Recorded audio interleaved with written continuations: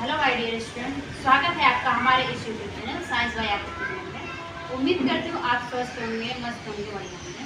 चलिए आज हम जानेंगे एल्कोहल के आईयूपीएसी नामकरण के बारे में, किस प्रकार से एल्कोहल का आईयूपीएसी नामकरण करते हैं। ठीक है, तो एल्कोहल के आईयूपीएसी नामकरण के बारे में जानने से पहले हम जानेंगे एल्कोहल क्या होते हैं, उनकी किस तरह से पहचान की जाती है, उनका क्रियात्मक समूह क्या होता है। ठीक है, तो चलिए देखते हैं एल्कोहल की परिभाषा। ठीक है, देखिए जब एल्केन से एक हाइड्रोजन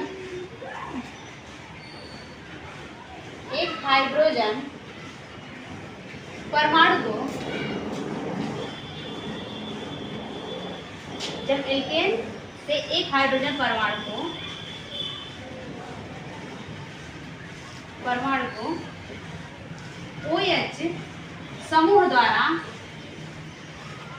द्वारा प्रतिस्थापित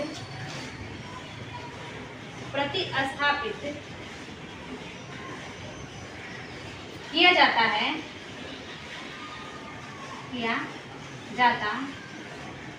है तो उससे बने यौगिक को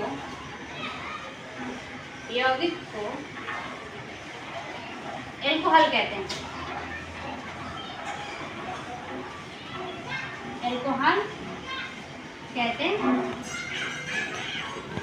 ठीक है, तो जब हम एल्केन से, आपको पता है एल्केन का फॉर्मूला क्या होता है, CnH2, उसमें से जब हम एक हाइड्रोजन को, यानी कि एक हाइड्रोजन को हटा के उस हाइड्रोजन की जगह पे हम OH समूह लगा देते हैं, तो उससे जो यौगिक बनता है उसको हम एल्कोहल कहते हैं। ठीक है, तो आप इसको स्क्रीनशॉट ले सकते हैं, आप इसको नोट में लिख सकते हैं। ठीक है, स्टार्ट। देखिए अगर एल्कोहल के सामान्य सूत्र की बात करें तो इसका सूत्र होता है CnH2n+1OH। ठीक है, ये होता है एल्कोहल का सामान्य सूत्र। ठीक है, देखिए आपको पता है N बराबर क्या होता है, नंबर ऑफ कार्बन। ठीक है, नंबर ऑफ कार्बन। ठीक है, ये तो रहा एल्कोहल के सामान्य सूत्र की बात। अगर हम कहें कि एल्कोहल की पहचान कैसे की जाती है, तो एल्कोहल की पहचान हम आपको किसी भी यौगिक में, देखिए इस तरह से किसी भी यौगिक में आपको लास्ट में ये OH समूह दिखाई देगा, तो इससे आप तुरंत पहचान जाएंगे कि ये क्या है, एल्कोहल है। ठीक है, तो चलिए अब हम जानते हैं कि किस तरह से उसका आईयूपीएसी नामकरण किया जाता है। ठीक है ना, ओके, अगर हम एल्कोहल के आईयूपीएसी नामकरण की बात करें तो किस तरह से इसका आईयूपीएसी नाम कर सकते हैं। तो देखिए जो एल्केन होता है, एल्केन, जैसे कि आपको पता है कि एल्केन से ही हमें एल्कोहल प्राप्त होता है, यानी कि एल्केन के डेरिवेटिव होते हैं क्या, एल्कोहल। तो एल्केन से जो E होता है अनुलग्न, एल्केन का अनुलग्न क्या होता है, ANE होता है। तो इस एल्केन से हम E को हटा के और जो OH होता है इसके लिए इस समूह का हम अनुलग्न लगाएंगे, हम लगाएंगे ऑल, यानी कि इस OH समूह के लिए हम अनुलग्न क्या लगाएंगे, ऑल। ठीक है ना, क्या लगाएंगे, ऑल, और इसलिए हम क्या कर देंगे, ऑल जोड़ देंगे, एल्केनॉल। ठीक है ना, अब हम एग्जाम्पल समझते हैं। देखिए अगर CnH2n+1OH इस फार्मूले से हम करते हैं। अगर हम n की वैल्यू 1 रखें तो क्या हमें प्राप्त होगा, C1H1OH, तो हमें क्या मिलेगा, CH3OH। अगर इसके हम आईयूपीएसी नामकरण की बात करें तो क्या हो जाएगा, सबसे पहले हम क्या लिखेंगे, कार्बन की संख्या। तो कार्बन की संख्या, इसमें केवल एक कार्बन है और एक कार्बन के लिए हम क्या लगाते हैं, मेथ वर्ड यूज करते हैं, मेथ रूट वर्ड का यूज करते हैं। तो हम क्या लिखेंगे, मेथ। ठीक है ना, ठीक है ना, क्या लिखेंगे, मेथेन। केवल हम E को हटा के, इस E को हटा के हम इस E को हम किसमें प्रतिस्थापित कर देंगे, ऑल में। किसमें स्थापित कर देंगे, ऑल में। यानी कि जो भी एल्केन होता है, एल्केन से, एल्केन के लास्ट जो अक्षर होता है E को हटाकर उस E की जगह पे हम ऑल लगाते हैं। उसी तरह से हम क्या करेंगे, यहाँ पे E हटा के हम क्या लगा देंगे, ऑल। इसका आईयूपीएसी नामकरण क्या हो जाएगा, मेथेनल। क्या हो जाएगा, मेथेनल। ठीक है, अगर हम मेथेनॉल के साधारण नाम की बात करें, यानी कि अगर हम कहें कि इसका साधारण नाम क्या होगा, तो इसका साधारण नाम कैसे करेंगे, तो देखिए साधारण नाम के लिए हम अनुलग्न लगाते हैं एल्कोहल, ठीक है ना। क्या लगाते हैं अनुलग्न में, एल्कोहल अनुलग्न का यूज करते हैं।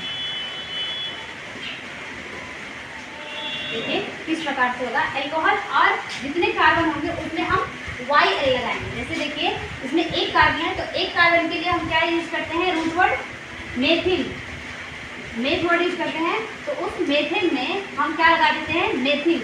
और मेथिल वर्ड हम क्यों यूज करते हैं, क्योंकि उसमें एक कार्बन की एक हाइड्रोजन कम होते हैं, ठीक है ना। जैसे CH4 की बात करें, CH4 ये क्या होते हैं, मेथिल। और इसमें से अगर हम एक हाइड्रोजन को निकाल लेते हैं और इस हाइड्रोजन को हम क्या करते हैं, OH समूह के द्वारा प्रतिस्थापित करते हैं ना, OH। तो जब इसमें से एक हाइड्रोजन की कमी है, इसलिए हम क्या लगाते हैं, इल वर्ड यूज करते हैं। क्या, इल वर्ड यूज करते हैं, ठीक है। तो अगर इसके हम साधारण नाम की बात करें तो क्या हो जाएगा, मेथ, ठीक है ना, इल वर्ड लगाने मेथिल। और लास्ट में हम क्या लगाएंगे, अनुलग्न। और अनुलग्न क्या होगा, एल्कोहल, मेथिल एल्कोहल, ठीक है। तो इसका साधारण नाम क्या हो जाएगा, मेथिल एल्कोहल, ठीक है। और इसके IUPAC नाम की बात करें तो क्या हो जाएगा, मेथेनॉल, क्या हो जाएगा, मेथेनॉल, ठीक है। इसी तरह से हम दो कार्बन वाले यौगिक का IUPAC नामकरण और साधारण नाम की बात करें तो क्या होगा, C2H5OH। इसका साधारण नाम क्या हो जाएगा, दो कार्बन है तो दो कार्बन के लिए हम एक वर्ड यूज करेंगे। और एक वर्ड में क्या होगा, हम लगाएंगे एथिल एल्कोहल, ठीक है ना। एथिल नाम लिखते हैं तो उस जितने कार्बन होते हैं उसमें YL यानी कि इल पूर्वलग्न लगाते हैं और अनुलग्न लगाते हैं एल्कोहल, ठीक है। IUPAC नामकरण की बात करें तो हम क्या लगाते हैं, एथेनॉल, ठीक है ना। अनुलग्न हम ऑल लगाते हैं, ठीक है। इसी प्रकार से हम इस फॉर्मूले पे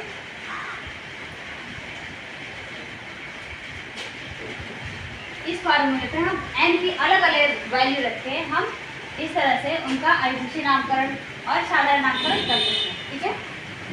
देखिए इस तरह से जो एक कार्बन वाले यौगिक होंगे उनका हम साधारण नाम क्या लिखेंगे, मिथाइल एल्कोहल, ठीक है।